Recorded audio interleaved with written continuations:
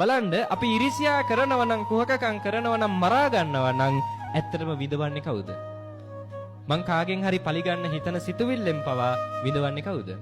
තමන්මයි නේ. ඒ නිසා මතක තියාගන්න ඔබට විඳවන්න ඕන නම් වෛර කරන්න නේ. ඔබට විඳවන්න ඕන නම් කුහකකම් කරන්න. නේ ඔබ අනුන්ට ඉරිසියා කිරීමෙන් අනුන් විඳවන්නේ නැහැ.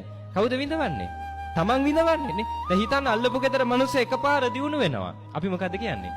ඔය මිනිහා කුඩු විකුණනවා. කියනවද නැද්ද?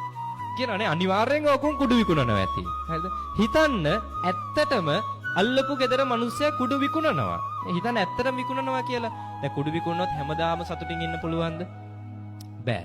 හැබැයි ටික කාලයක් හරි නේ. ටික කාලයක් හරි නේ යාළ කුඩු විකුණලා යාන වාහනයක් අරගෙන ගෙයක් දොරක් හදාගෙන ටික කාලයක් හරි කුඩු විකුණන මිනිස්සයා පවා සතුටින් ඉන්නවද නැද්ද?